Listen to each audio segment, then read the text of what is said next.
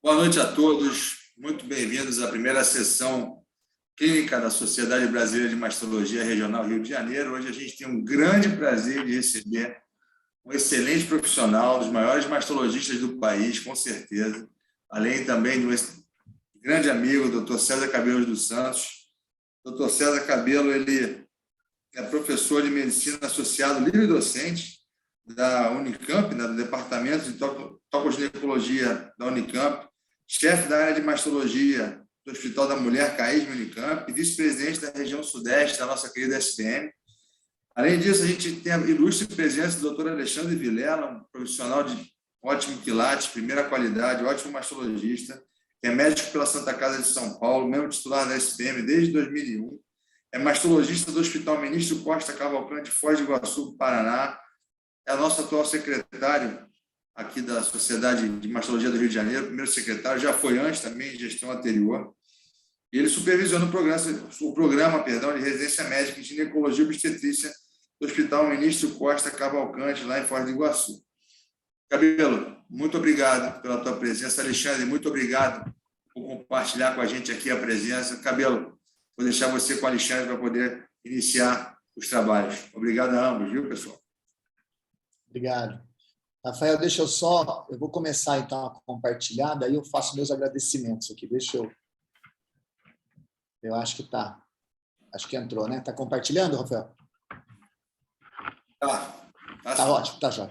Rafael, então, olha, em primeiro lugar, eu queria agradecer muito a gentileza do convite seu, dos diretores da Sociedade Brasileira de Mastologia Regional Rio de Janeiro, a você que é o presidente, Rafael Machado, ao Alexandre Vilela e a todos os diretores pela essa oportunidade de abrir o ano aí, né, com vocês, tá, com colegas tão queridos, e honra pela oportunidade de estar com todos vocês aí e falando, dando um pouquinho da visão de, eu acho que artigos científicos que na minha opinião, foram relevantes, né? Dando um pouquinho da visão mais do mastologista, né, Rafael? Então, queria agradecer de novo essa oportunidade e vamos lá, vamos tentar mostrar alguns detalhes que eu acho que são relevantes, né, em relação a esse tema especificamente, tá? Bem, eu não tenho nenhum conflito de interesses relacionado a essa apresentação e depois que o Rafael me convidou, né, para falar sobre isso, eu fiquei pensando, né, do que eu acho que seria relevante para a gente não falar muito tempo, né, e ao mesmo tempo tentar achar coisas de destaque que sejam relevantes. Então, na minha lista, eu usei esses seguintes critérios que estão aí enumerados, que vocês estão vendo, tá? Eu vou apresentar apenas artigos publicados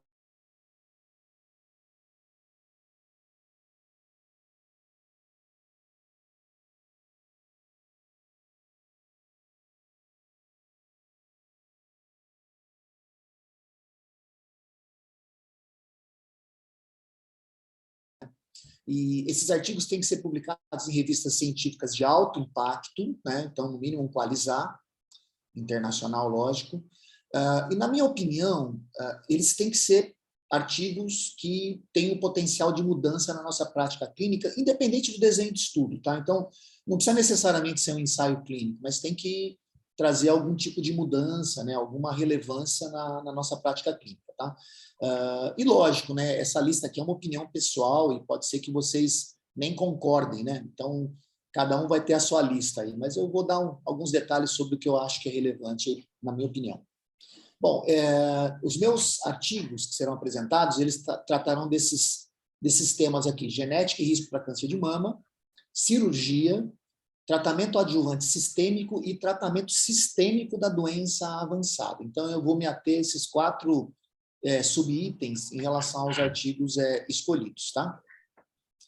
Bom, então vou começar com genética e câncer de mama.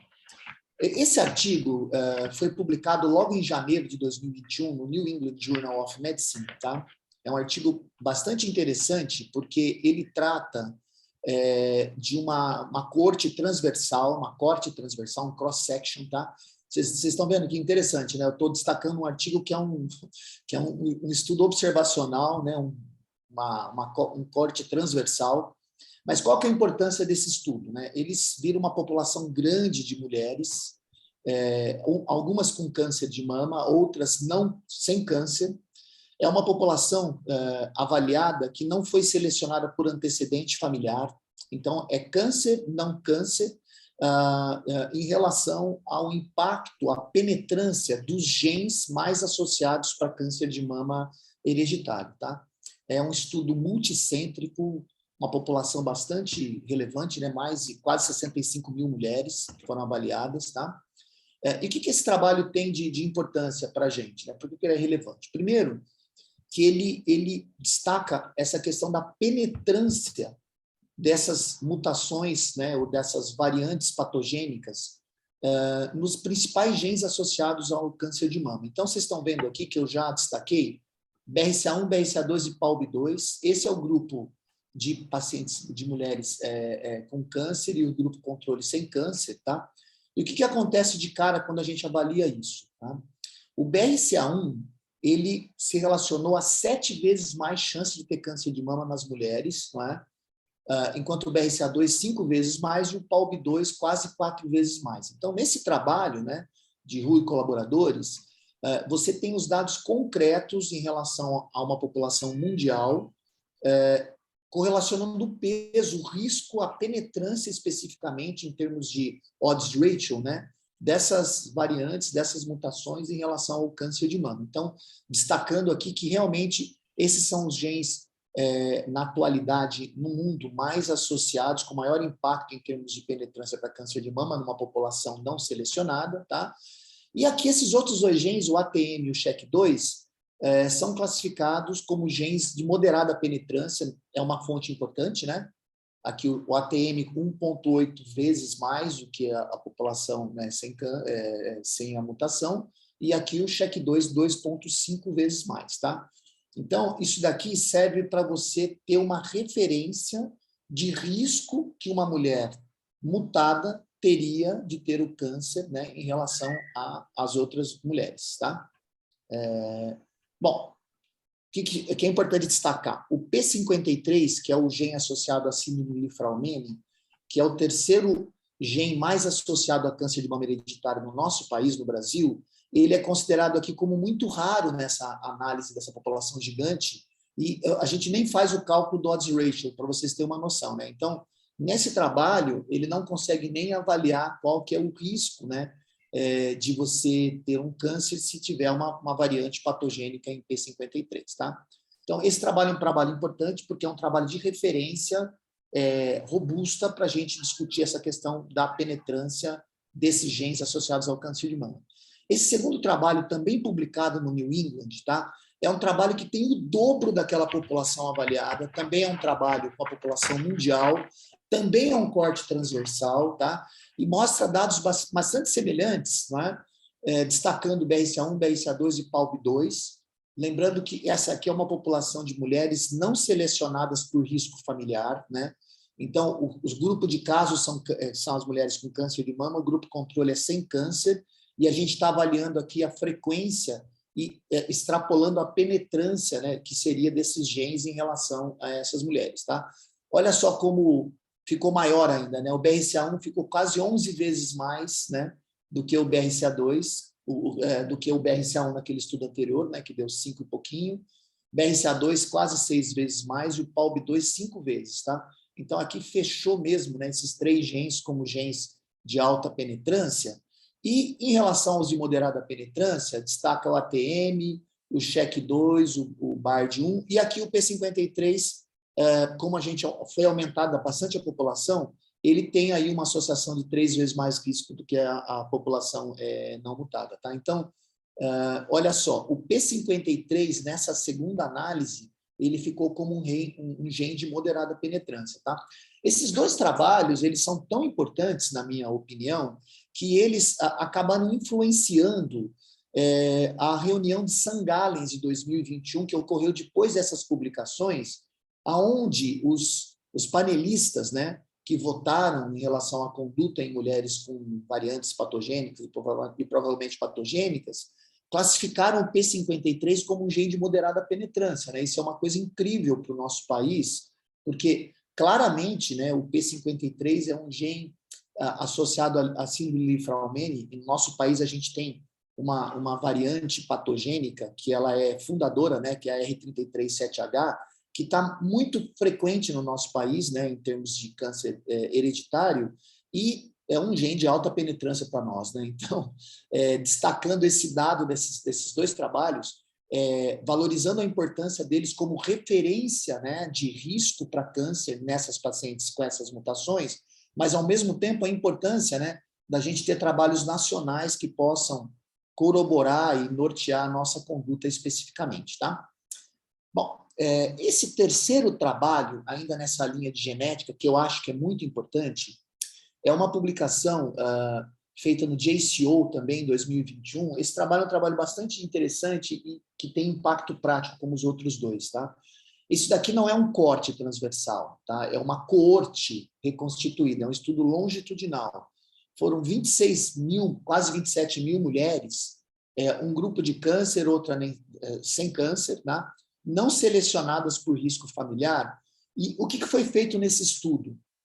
Nesse estudo foi avaliado o risco absoluto de uma mulher com variantes em BRCA1 e BRCA2 e ATM, CHEK2, né, e PALB, vir a ter câncer de mama depois dos 65 anos. Tá? Então, esse é o primeiro trabalho que a gente tem em relação a isso, né? Como é que funciona as mulheres com mais idade, depois dos 65 anos, se elas têm esse tipo de variante, qual é o risco absoluto dela vir a ter um câncer de mama se ela não teve até os 65 anos, tá? Então, esse é um trabalho importante, inclusive com repercussão prática, tá? E o que tem de conclusão no trabalho? Depois dos 65 anos, até os 85 anos, a população sem essas mutações, tá? Ela teria um risco de cerca de 7% de ter câncer de mama depois dos 65 anos. Agora, se ela tem um BRCA1, o risco é de 20%. Tá? Então, esse é o dado.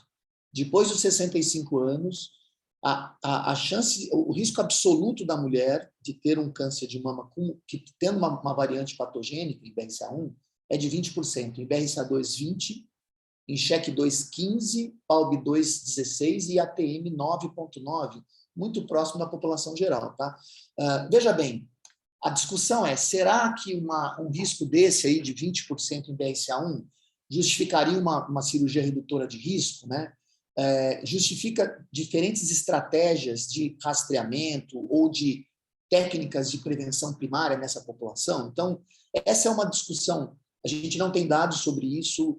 Provavelmente o impacto de mastectomias redutoras de risco deve não ser impactante em termos prognósticos, talvez só em termos de risco de doença, tá? Então isso deve sim acontecer, mas é relevante a gente ter esse dado, inclusive, para estar argumentando com as mulheres, né? Como lidar com a mama dessas mulheres, né?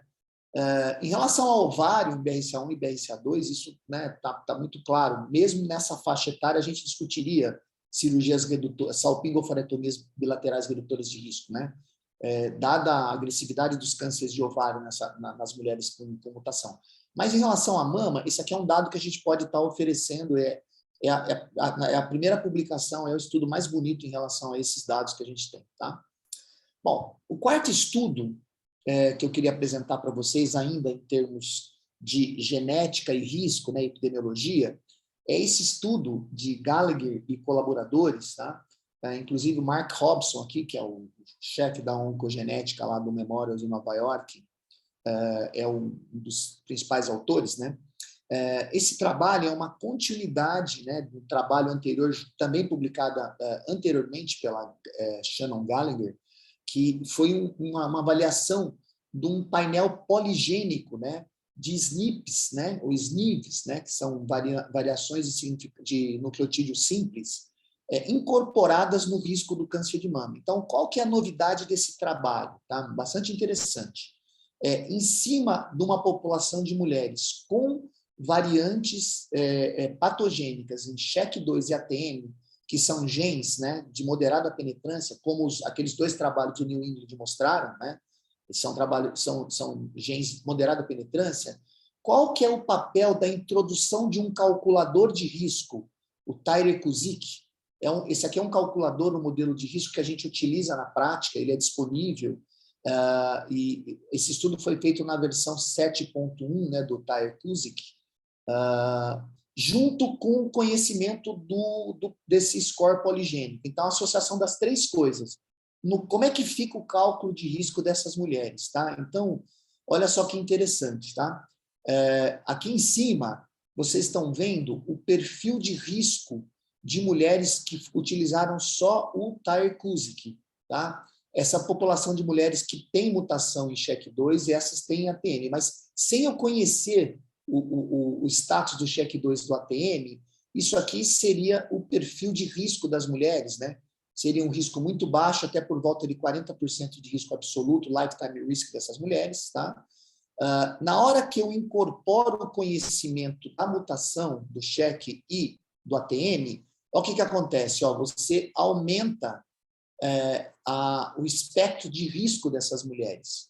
E na hora que você incorpora o score poligênico, você aumenta ainda mais, tá? Então, olha só, nós vamos ter mulheres com variante em SHEQ2, que na hora que você coloca o cálculo Tyre-Cuzick, que na verdade incorpora, né, variações epidemiológicas, antecedente familiar, comportamento ambiental, tudo mais, junto com esse score poligênico, você vai ter mulher com risco igual a BRCA1, né? Até mais, vocês estão entendendo? Tá?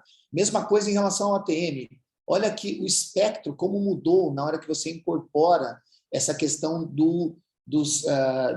desse painel poligênico, né? De SNPs, né? Associados ao gene realmente germinativo já conhecido, que é o ATM e o SHEQ2. Tá? Então, em uma publicação anterior da Gallagher, né, ela mostrou que provavelmente em BRCA1 e BRCA2, essa introdução do score poligênico não influencia tanto essas características de penetrância do gene. Mas nesses genes de moderada penetrância, esse trabalho realmente mostra que, sim, tem validade você lançar mão, né, tanto do cálculo Tyre-Cuzick quanto da introdução desse perfil poligênico. Né? Vocês sabem, isso ainda não está disponível no nosso país. Esse painel poligênico ele ainda não foi testado na população brasileira, né? Então, ele está sendo testado na população americana. Esses trabalhos eles são todos em cima de mulheres brancas, fundamentalmente europeias, mas existe um valor importante porque são dados que provavelmente vão começar a ser apresentados cada vez mais e certamente a gente vai ter validação em várias populações e certamente também no Brasil. Tá? Então, é um trabalho relevante. Bom, em termos de cirurgia agora, tá? Então, vou para o lado nosso aí, que é o lado da cirurgia. Quais são os trabalhos que eu acho que foram relevantes? 2 trabalhos eu destaco. Tá? Esse trabalho é uma publicação de Wan e colaboradores, é um trabalho feito na China, é a maior série, tá, publicada, aqui não é uma instituição, mas é um país, né? Então a gente considera como se fosse uma grande instituição, é a maior série que compara tratamento cirúrgico do câncer de mama em mulheres com ou sem mutação em BRCA1 e BRCA2. Tá? Foram aqui, vocês estão vendo, mais de 8.000 mulheres estudadas. Essa daqui é o número de mulheres com mutações, com variantes patogênicas em BRCA1 e BRCA2. Aqui são os que não tinham essas variantes. Tá? Uma coisa interessante é que todo mundo foi testado, que está aqui, todo mundo tem câncer de mama e todo mundo foi testado. E é um segmento de 7,5 anos, é uma coorte reconstituída, é um estudo longitudinal. E o que esse trabalho mostra? Tá? Ele mostra que nas mulheres, esses gráficos são todos para mulheres com pacientes, né, ou mulheres com mutações em BRCA1. Tá? Então, olha só, em termos de sobrevida livre de recorrência, o que foi pior foi a mastectomia com rádio. O tratamento conservador foi tão bem quanto a mastectomia sem radioterapia. Em termos de sobrevida livre de recorrência à distância, mesma coisa. Quem foi mal? Mastectomia com rádio. Tratamento conservador foi bem seguro, muito parecido com a mastectomia sem radioterapia. Em termos de sobrevida câncer de mama específico e sobrevida global, não houve diferença em BRCA1, tá? Das 3 técnicas cirúrgicas. Em relação ao BRCA2 foi diferente. O tratamento conservador sempre ganhou da mastectomia com radioterapia, tá? Assim como a mastectomia sem rádio foi muito semelhante ao tratamento conservador, vocês estão vendo nos 4 gráficos, tá? Em termos de sobrevida livre de recorrência, sobrevida livre de recorrência à distância, sobrevida a câncer de mama específica e sobrevida global, tratamento conservador e mastectomia sem rádio sempre foi melhor do que a mastectomia com rádio, tá? E na população sem câncer, que é esse terceiro gráfico, é a mesma coisa do BRCA2, tá? Todos os fatores prognósticos mostraram que o tratamento conservador, nesse segmento de 7 anos e meio, é muito seguro, tá? Comparado, né, às mulheres com variantes em BRCA1 e BRCA2. Tá? Então, esses dados são bastante interessantes, eu acho que é uma população bem relevante, que corrobora que é seguro em termos de sobrevida, né, o tratamento conservador em mulheres com mutações. Tá? Mas tem um detalhe que é importante, olha só, então aqui são os dados em relação à recidiva ipsilateral, então recidiva local das mulheres. Qual foi a proporção de recidiva local em tratamento conservador de mulheres com BRCA1 mutados, né? Em 7 anos e meio, 1,4%, baixo. BRCA2, 7,5%, mais alto, tem uma certa diferença aí. E sem mutação, 3,9%, 4%. Ou seja, BRCA1 não teve diferença, né? Aqui tem uma mudança não muito explicável, né? Porque o BRCA2 teve um pouco mais de recidiva local. Mas vocês viram que essas recidivas não impactaram, né, no prognóstico, em termos de mortalidade das populações. Tá? Então, em termos de doença loco-regional, o tratamento conservador é seguro e no BRCA1, assim, aparentemente, até tão seguro ou até mais do que na mulher sem mutação. Tá? Agora, veja bem, aqui que está o detalhe, ó, a importância desse trabalho, na minha opinião. Tá? E a doença na mama contralateral? Nas mulheres com mutação em BRCA1, 14% de câncer contralateral em 7 anos e meio. Quase 2% de câncer contralateral por ano. Nas com BRCA2, 14%. Mesmo a gente imaginando que elas têm uma frequência alta de tumores luminais, a mulher vai tomar endocrinoterapia, vocês estão entendendo? E mesmo assim, uma frequência alta de doença do outro lado. Enquanto que nas mulheres não mutadas, 2,5% em 7 anos e meio, tá? Então, olha só, sim, o tratamento conservador é seguro em mulheres com mutação em BRCA1 e BRCA2, em termos da doença ipsilateral. Agora, em termos da doença contralateral, é um risco alto, né? Vocês estão vendo aqui, né? A questão toda é, eu consigo seguir adequadamente a mama contralateral dessas mulheres, eu tenho mamografia, ultrassom, eu tenho ressonância disponível, né? Eu acho que esse trabalho mostra uma coisa interessante, por isso que eu estou destacando aqui, que é possível que a mama contralateral acabe meio que catalisando a necessidade de uma mastectomia bilateral nas mulheres com câncer de mama em mutação em BRCA1 e BRCA2, tá? Porque, sim, o tratamento ipsilateral vai bem, mas a doença contralateral é importante. Eu não vou tirar a mama contralateral profilaticamente e fazer um tratamento conservador ipsilateral. Eu acho que, em termos de resultado cosmético, eu acho que não tem um racional. Até é possível, mas eu não vejo um racional disso. Então, a mensagem que fica desse trabalho é isso, tá? A mama contralateral realmente é relevante. Se a gente não consegue seguir, talvez a melhor prática mesmo seja a mastectomia bilateral redutora de risco, tá? Bem, e nas mulheres onde não se conhece a mutação, né? Esse é um trabalho sueco. Vocês sabem, a Suécia tem uma capacidade de registro muito bom, né? Como a população não é muito grande, a gente consegue ter os dados, assim, banco de dados muito bem elaborados, né? Isso aqui é uma coorte reconstituída de quase 50 mil mulheres e que se avaliou o prognóstico dessas mulheres segundo o tipo de tratamento cirúrgico, tá? Então, um trabalho também de 2021, e mostra o seguinte: o tratamento conservador foi o que teve melhor sobrevida nas populações, tá?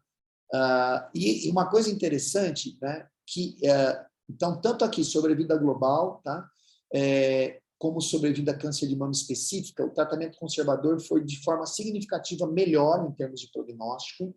Uma coisa que é interessante é que isso aconteceu em T1, T1N1, T1N2, T2N0, T2N1 e T2N2. Então, em todo o estadiamento TNN, o tratamento conservador foi significativamente melhor em termos de sobrevida do que as mastectomias. Tá? Então, veja bem, eu acho que o que fica desses dois trabalhos, a gente não tem dúvida que o tratamento conservador realmente é assim, melhor, né, em termos de qualidade de vida e melhor do que as mastectomias. Tá? Então, agora, essa questão das pacientes com mutação, fica essa discussão do que a mama contralateral gera em termos de mudança de conduta para todos nós. Tá?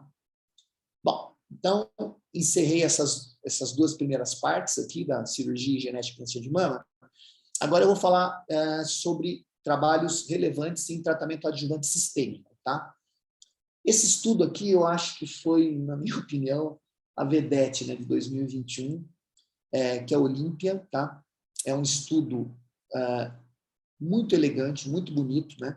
O Olímpia foi um estudo em cima de mulheres com variantes patogênicas ou provavelmente patogênicas, germinativas em BRCA1 e BRCA2. Né? Eram mulheres que tinham que ter tumores HER2 negativos e tumores agressivos, né? Então, estádio 2 ou 3, ou que falharam na quimioterapia neoadjuvante. E uma coisa interessante na seleção dos sujeitos, né? Nas pacientes que fizeram neoadjuvância, triplo negativos ou tumores luminais, a gente tinha que ter não PCR, tá? Para entrar no estudo. E nas pacientes que foram e eram para adjuvância, não fizeram neoadjuvância, os tumores tinham que ser ou PT2, né, maior que PT2, igual ou maior que PT2, ou axila comprometida no pós-operatório, né? E nos casos de tumores luminais, tinha que ter 4 ou mais linfonodos comprometidos. Vocês estão vendo? Então, é uma população de alto risco. Mulheres com mutação em BRCA1 e BRCA2 e de alto risco, quer por causa do não PCR, na neoadjuvância, quer por causa do comportamento pós-operatório em mulheres que não fizeram neoadjuvância. Então, depois da cirurgia, completada a químio, indicando-se ou não a radioterapia, elas eram randomizadas em usar o inibidor da PARP, que é o olaparib, 2 vezes ao dia por 1 ano, ou placebo. Tá? E o endpoint primário era sobrevida livre de doença invasiva. Tá? E esses são os endpoints secundários. Bom, olha só, foram quase 1.900 mulheres, né, que entraram no estudo, e essa publicação foi com um tempo curto, né, de segmento, 3,5 anos, né, de follow-up médio, um tempo curto. Tá? E o que a gente tem aqui dos dados, que são interessantes? Ó, mais que 70% das mulheres tinham mutação em BRCA1, tá? A maior proporção era BRCA1. A maior proporção, mais de 80% nos 2 braços, eram de pacientes triplo negativas. Tá? E aqui é o gráfico já da sobrevida livre de doença invasiva, num segmento médio de 3 anos e meio, mostrando já uma abertura da curva desde o começo aqui, olha, a favor do inibidor da PARP, do braço que tomou olaparib. Tá? Então, olha só, houve um ganho de quase 9%, né, de sobrevida livre de doença invasiva em quem usou olaparib. Em termos de sobrevida livre de doença à distância, o ganho foi 7% em 3 anos, muito relevante. Tá? E em termos de sobrevida global, a gente não conseguiu atingir a significância ainda. Tá? Então, é possível que pelo tempo curto isso ainda não tenha ocorrido, mas é bem possível que a gente tenha um impacto na sobrevida global também no tempo. Tá? Mas esses 2 primeiros endpoints são muito contundentes num período muito curto de segmento dessas mulheres. Né? Tá? Isso aqui é análise de subgrupo, 2 coisas interessantes. Né? As mulheres que foram submetidas à platina, né, anteriormente, elas não foram... o intervalo de confiança rompeu 1, né? Então, teoricamente, nessa análise de subgrupo, esse grupo não teria sido beneficiado. E o grupo de tumores luminais também, né, segundo essa análise, apesar que no BRCA1 e BRCA2, ambos as possibilidades de mutação tiveram benefício a favor do uso do olaparib. Tá? O que acontece é que essa análise de subgrupo no fim das contas, os autores usam quando ela é relevante e não usam quando ela não bate com aquilo que a gente espera, né? Então, no fim das contas, sim, né, hoje a gente tem visto a utilização dos tumores luminais também, né, nesse tipo de circunstância, tá? Mas, assim, é bom frisar que esses dados são dados que foram apresentados. O perfil de eventos colaterais, grau 3, foi bastante tolerável, tá? Aqui está a lista de todos. O que a gente mais teve foi fadiga e alterações hematológicas, né, principalmente anemia e neutropenia. E, em termos de qualidade de vida, a comparação entre o olaparib, apesar daqueles efeitos colaterais, e o placebo foram muito parecidos, né? Esses cálculos de qualidade de vida. Não teve diferença, tá? Então, quer dizer, é uma droga bem tolerável, né? E com essa relevância em termos de impacto prognóstico, tá? Então, as conclusões aqui, isso aqui é a conclusão da apresentação da ASCO, né? Mas é o que a gente tem também no artigo, né? É que realmente, né, a utilização desse inibidor da PARP nessas mulheres, né, com câncer de mama inicial de alto risco, tem um impacto significante em termos de sobrevida livre de eventos, né, geral e à distância, apesar da gente não ter dados ainda em relação à sobrevida global, né, e realmente é algo que deve ser implementado na utilização dessas mulheres especificamente nesse compartimento da adjuvância, né, tá? Então, os dados são muito contundentes, certamente a gente vai ter a apresentação desses dados com maior follow-up, e eu acredito que isso vai ter impacto na sobrevida global dessas mulheres, tá? Bom, segundo trabalho em adjuvância publicado, que eu achei realmente bastante relevante, é a atualização dos 6 anos, né, do Affinity, tá? O Affinity também é um ensaio clínico, né, publicado aqui pela Martine Picard, JCO 2021. Vocês lembram, né? O Affinity é um trabalho em pacientes que têm câncer de mama com expressão de HER2, mulheres que foram para a cirurgia, né, não fizeram neoadjuvância, foram para a cirurgia, e agora a gente vai discutir o impacto da introdução do bloqueio do HER com pertuzumab mais trastuzumab e químio versus trastuzumab e placebo e quimioterapia, tá? Então, esse é um desenho já conhecido por vocês. É um estudo que tenta avaliar o impacto da introdução do pertuzumab na adjuvância de tumores iniciais, né, que não foram submetidas à neoadjuvância. O que tem interessante desse trabalho em relação à seleção dos sujeitos é uma proporção aqui de mais de 50% dos casos eram de mulheres que tinham axila positiva, né, pós-cirurgia. Quando vejo esses dados, a gente fica muito preocupado, né, de não ter indicado neoadjuvância nessa população. A gente sabe que hoje um tumor HER2 positivo com axila positiva ou com mais que 2 centímetros, a gente tende a indicar quimioterapia neoadjuvante, né, tá? Para depois usar o Catherine, né, no resgate das pacientes que não têm PCR, mas acontece de muitas vezes você acabar, por um erro da análise clínica, né, da imagem ou da análise clínica, operar mulheres que realmente eram de alto risco. Então, aqui entra o valor da gente avaliar o impacto da utilização do duplo bloqueio nessa população, tá? Uma outra coisa importante, né, no trabalho do Affinity é que a maior parte das mulheres fizeram um esquema contra a ciclina, que é algo que hoje não é tão utilizado nos tumores HER2, né? Então, vocês sabem disso por estudos anteriores, né, que a tendência hoje é você realmente limitar muito a utilização da antraciclina, né, nessas populações, independente do tratamento ser feito na adjuvância ou, logicamente, na doença metastática, tá? Bom, aqui são os dados, então, atualizados de 6 anos do Affinity, tá? E o que a gente tem em termos de sobrevida global na população geral? Não houve impacto em termos de sobrevida global para o grupo geral. E vocês estão vendo que as mulheres foram muito bem, os 2 braços, com ou sem pertuzumab associado ao trastuzumab, tá? Em termos de sobrevida livre de doença invasiva, a mesma coisa, não houve impacto. O impacto foi na axila positiva, tá aqui, ó, tá? Houve um ganho de 4,5%, né, em termos de sobrevida livre de doença invasiva nas mulheres, depois de 6 anos, nas mulheres que fizeram a adjuvância utilizando o pertuzumab associado ao trastuzumab versus as mulheres só com trastuzumab e placebo, tá? Então, aqui sim tem papel esse tipo de abordagem, né? E a mesma coisa não acontece nas pacientes com axila negativa, que é esse B, e nos tumores receptor de hormônio negativo e positivo. Então, na hora que você seleciona por receptor, não houve diferença em termos de impacto, tá? O grande impacto aqui foi na axila realmente positiva, tá? Ou seja,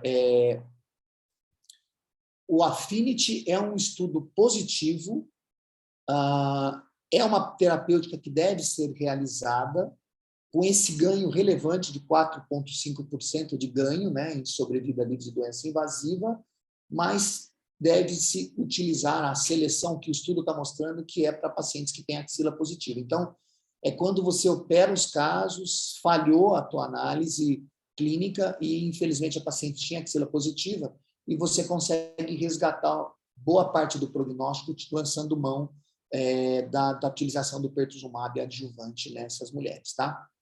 Bom, mais um estudo aqui agora também em adjuvância, que é o Penelope B Trial, também publicado em 2021. Também é um ensaio clínico, mais de 1.000 mulheres estudadas, tá? Qual que é a lógica desse estudo? Agora, a gente está falando de pacientes que são tumores luminais, tá? HER2 negativos, que foram submetidas à quimioterapia neoadjuvante, não tiveram PCR, e daí foram randomizadas, né? Para a utilização, além da hormonoterapia adjuvante padrão, de um inibidor da ciclina, né? Que no caso é o palbociclib versus placebo, tá? Então, é uma outra circunstância de falha da neoadjuvância, onde a gente, em tumor luminal, eu vou introduzir um inibidor da ciclina que poderia ter alguma validade nessas pacientes não PCR, tá?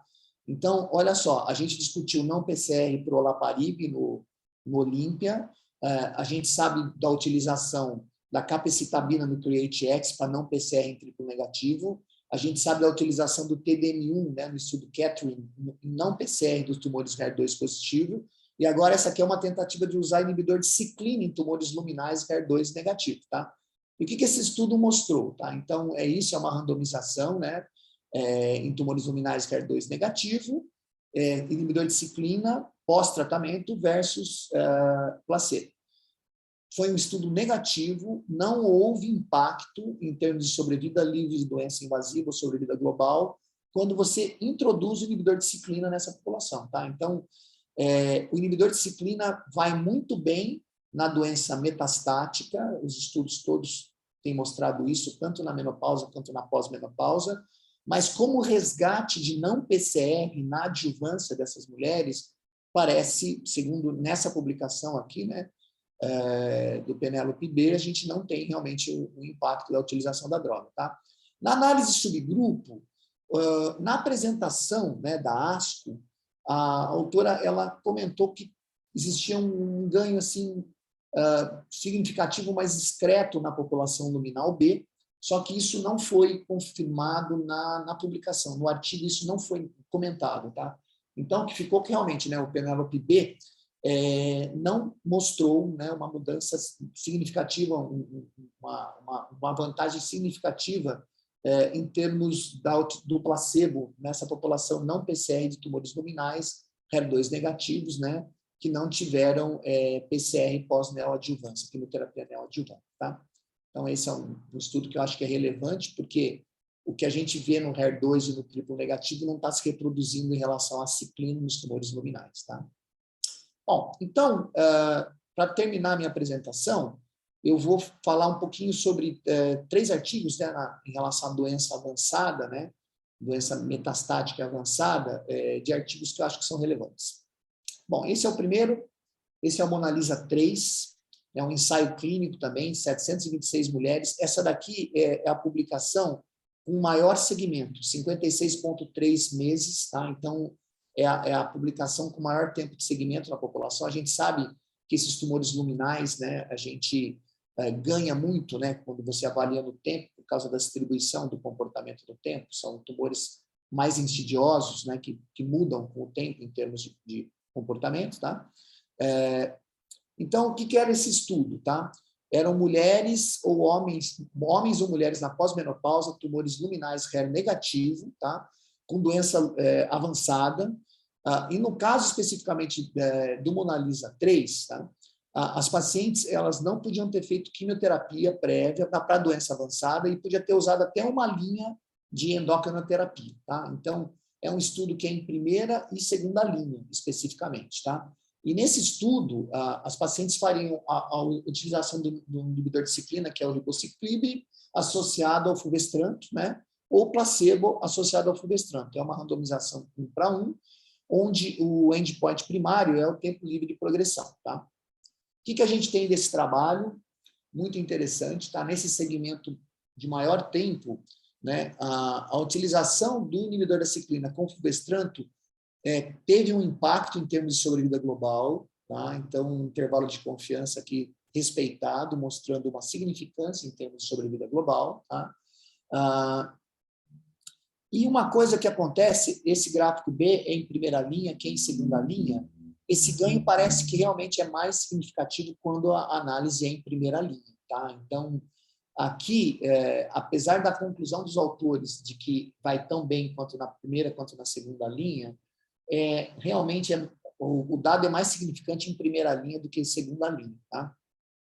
Então, nessa população de mulheres na pós-menopausa. E um dado interessante dessa análise é essa questão de você avaliar o tempo em que as mulheres levariam para ter que tomar quimioterapia, né?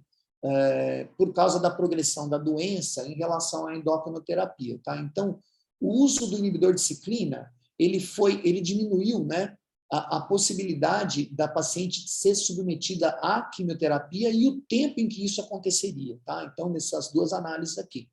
Ou seja, né, então, tem impacto na sobrevida, fundamentalmente na primeira linha, e atrasa de uma forma significativa a possibilidade de uso de quimioterapia nessas mulheres. Tá?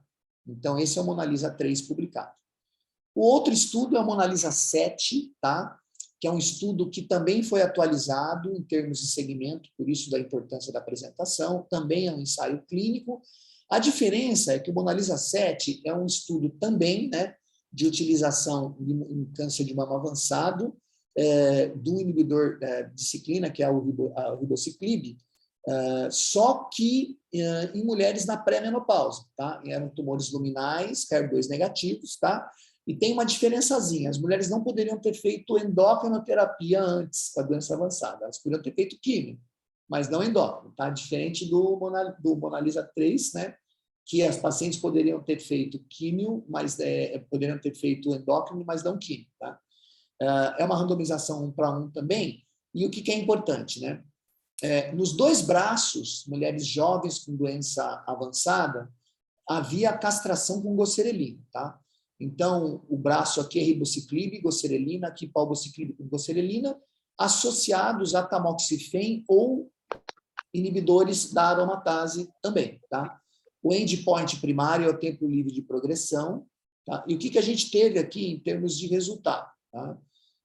Olha só, em termos de sobrevida global, sim, houve diferença na pré-menopausa da utilização do ribociclib associado à endocrinoterapia nessas mulheres. Tá? Então, foi um estudo positivo, e isso traz uma maior abrangência da possibilidade, né, de a gente estar tratando essas mulheres jovens também, né, com uma outra possibilidade de droga na doença metastática, que é o inibidor da ciclina. Tá?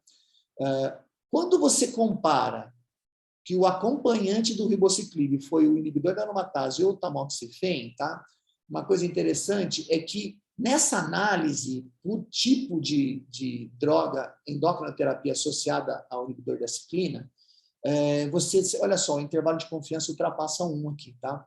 Então, olha só que interessante. Na hora que você vê a análise subgrupo, na população geral, sim, é significativo, né, em termos de tempo livre de progressão, mas na hora que você avalia o tamoxifen ou inibidor, você vê que ele passa o intervalo de confiança. Tudo bem, a análise subgrupo, a gente leva em conta o dado geral, mas parece que a gente precisa andar um pouquinho melhor para entender essas análises aqui, tá? Mas, de qualquer forma, foi um estudo considerado como positivo, E assim como o Monalisa 3, você atrasa o tempo da utilização da quimioterapia ou até diminui realmente a chance de a paciente vir a ter que usar químio por causa de uma progressão. Tá? Então, são dois aspectos muito importantes, né? Como conclusão, olha, que eles concluíram que realmente você tem um benefício da utilização desse tipo de inibidor de ciclina nos pacientes jovens, né? E segundo a autora, independente da endocrinoterapia, do parceiro, né, tamoxifen ou inibidor, mas os dados estão mostrando exatamente isso. Mas, assim, na população geral, sim, a gente vê que esses dados são importantes, tá? Bom, último trabalho que eu vou apresentar, e agora, viu, Rafael, eu me dei o direito, vocês viram que eu usei a regra, né, de que eu só ia apresentar trabalho publicado, né? Mas, assim, eu acho que esse último trabalho é um trabalho tão importante, e como ele está publicado, né, como um release aqui, como um brief, né, nessa revista, né, da ACR, eu considero isso como publicação. Então, eu vou apresentar os dados aqui, né, desse estudo, que é um estudo muito importante, né, que é o Destiny Breast 03, que é um ensaio clínico, 504 mulheres, né, em cima de mulheres com expressão do HER2, né, pacientes com tumor HER2 positivos e com doença metastática. Tá? O que é feito aqui nessa análise é uma comparação entre o uso de duas drogas, né? Uma delas, que é a droga que está sendo estudada, que é o trastuzumab deruxtecan, comparado cabeça a cabeça com o TDM1, que é uma droga que a gente já tem aí, né, no mercado. Tá? Então, as duas drogas são drogas conjugadas. A diferença é que o trastuzumab deruxtecan, ele tem ligado a ele um inibidor da topoisomerase, enquanto que o TDM1, o trastuzumab emtansine, tem um quimioterápico. Tá? Então, aqui são uma comparação entre características das drogas, né? Então, o que tem de relevância aqui, né? O comportamento da inibição, né? O comportamento, como é que é feito? Um é um inibidor da topoisomerase, o outro tem a inibição dos microtúbulos, né? Por causa do quimioterápico. A entrega, né? Existe uma fácil desligamento do ligante do trastuzumab para o deruxtecan, que é o inibidor da topoisomerase dentro da célula. E existe também aqui uma coisa diferente do TDM1, esse efeito bystander, que é a ação do inibidor da topoisomerase nas células vizinhas que não têm expressão de HER. Tá? Então, são algumas características dessa droga conjugada. Tá?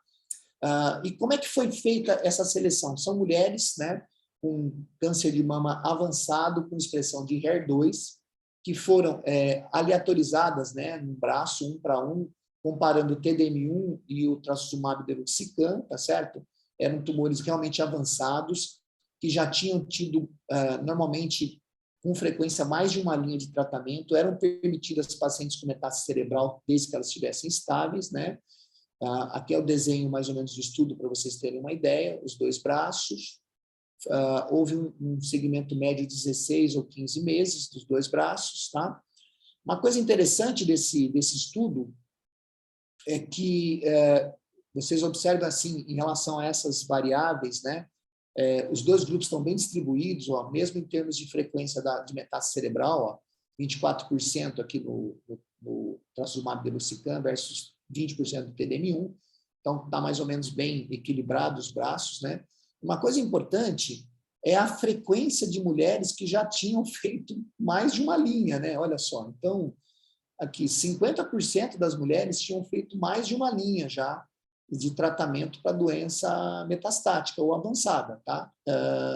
E a grande maioria já tinha utilizado pertuzumab, tá? Dessas mulheres. Então, é um grupo agressivo, né, de doença que está em progressão apesar do tratamento. Tá? E olha só o comportamento dessas curvas, né, em termos de tempo livre de progressão. É uma coisa realmente gritante a diferença, né, entre as duas modalidades terapêuticas, né, a favor do trastuzumab deruxtecan versus o TDM1. Tá? Então, um hazard ratio aí de 0,26 é muito relevante, né? Mais de 70%, quase 80% de ganho, né, em relação ao outro braço. Tá? Aqui a análise subgrupo, tá? olha só, é difícil a gente ver, né, uma análise de grupo desse jeito, né? Tudo do lado o hazard ratio do lado do trastuzumab deruxtecan, inclusive nas metástases cerebrais aqui, tá vendo? Tá? Então, muito relevante, né? E aqui, em termos de sobrevida global, esses dados ainda não conseguem atingir ainda, precisam ainda caminhar um pouquinho, né, para a gente ter realmente dados conclusivos em termos de sobrevida, mas certamente isso vai evoluir com uma significância também, tá? E aqui, um perfil de toxicidade bastante adequado, cerca de 20% das pacientes tinham realmente efeitos colaterais mais relevantes, tá? Então, é um perfil bastante adequado em termos de tolerância, tá? E aqui, o que a gente tem em termos de conclusão, né, desse estudo, né? É muito relevante, né, a utilização dessa droga na doença metastática que já passou da primeira linha, né? Especificamente desses tumores HER2, tá? Então, é uma droga bastante relevante, aparentemente melhor que o TDM1, que é a droga clássica para a segunda linha nessas mulheres, né? Então, a tendência é a gente usar o Cleópatra, né? Que é o trastuzumab, junto com o pertuzumab e o quimioterápico. Então, depois da primeira linha, a tendência seria o TDM1, mas esse trabalho ele mostra aqui que existe uma chance bastante adequada, né, da gente tentar realmente talvez passar essa droga já como segunda linha de cara, assim, né, baseado nesses dados, tá? Acho que com o tempo isso vai impactar na sobrevida global e realmente, né, em termos de segurança, de toxicidade bastante adequado e com a perspectiva de ser uma droga que deva já passar para a segunda linha no tratamento do câncer de mama HER2 aí metastático e avançado, tá? É isso aí, são esses trabalhos que eu achei que seriam relevantes para todos nós. Espero não ter falado demais, Alexandre, que a gente começa a falar e é tão fascinante, né, esses trabalhos que são relevantes que a gente acaba meio que às vezes passando um pouquinho do tempo. Muito bem, Camilo. Gostaria de mais uma vez agradecer a tua colaboração com a nossa sessão clínica. Sempre vai se admirar o grau de dedicação que você e que vários outros membros da nossa sociedade têm em relação à atualização e à disponibilidade de compartilhar todo esse conhecimento. Com relação aos artigos, a gente fica bem entusiasmado com a quantidade de novas medicações, novas propostas terapêuticas, e se a gente conseguir, assim, até observar nas entrelinhas daqueles gráficos, a gente consegue observar, nesse último estudo que você apresentou das opções terapêuticas na paciente com câncer metastático, a gente observa uma sobrevida global superior a 80% das pacientes em 2 anos. Isso aí foge àqueles gráficos de sobrevida por estadiamento que a gente tinha nos tratados de mastologia. Outra coisa que eu fiquei bem entusiasmado e que eu gosto de cirurgia conservadora acima de tudo. Então, escutar que da parte dos trabalhos relacionados à cirurgia que você comentou mostram um benefício na cirurgia conservadora mesmo na população mutada. Isso me deixa bem encorajado a continuar com a minha conduta cirúrgica, que eu acho que é difícil da gente mensurar isso, mas o impacto psicológico numa paciente, principalmente na rede pública, onde a reconstrução não está tão disponível assim, a mastectomia ela tem um impacto no psicológico da paciente e indiretamente na imunidade e na resposta e na adesão a todo o tratamento. Então, acho que a cirurgia conservadora nessa situação, ela agrega mais ao paciente e a paciente fica mais aderida a todo o restante do tratamento. Então, acho que, assim, são espetaculares os trabalhos. Assim, mais uma vez, assim, a gente tem que acompanhar, para quem não consegue ir nos congressos aí de Sangale, São Francisco, ou na ASCO, tal, onde quer que seja, é bom a gente acompanhar aquelas partes do congresso que vocês trazem as novidades que foram apresentadas em cada um desses grandes congressos. Lembrando que no próximo nosso CRIO a gente vai ter isso também. E eu vou abrir para o povo que quiser fazer alguma pergunta. E se você quiser fazer mais algum comentário, enquanto o pessoal encaminha alguma pergunta. Legal. E, Alexandre, você sabe que eu fiquei assim, uma coisa que eu fiquei assim, até um pouco chateado, né? A gente queria entrar com aqueles estudos, né, de inibidor de PDL1, né? Então, a tesolizumab, pembrolizumab, tudo. Mas como não está em 2021, né? A gente tem publicação em 2022, 2020, eu achei que não tinha nada relevante além do que foi apresentado, né? Então, os keynotes aí, né? 355, o keynote do pembro neoadjuvante, são assim, eles não foram publicados ainda em 2021, por isso que eu não apresentei, que é um negócio que está muito na moda, né, Alexandre? Os inibidores checkpoint aí, né? Os inibidores PDL1, que é uma...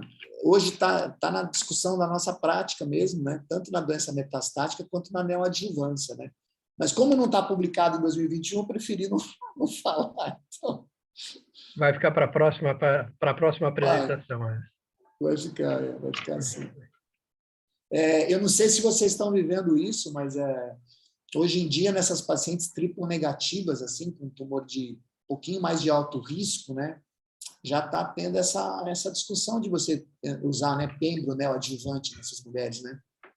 E vai ser uma coisa que, logo que as agências brasileiras liberem, né, a gente vai acabar tendo que discutir a incorporação disso, né, em cima desse trabalho aí do keynote, né, da neoadjuvância. Né? Muito bem.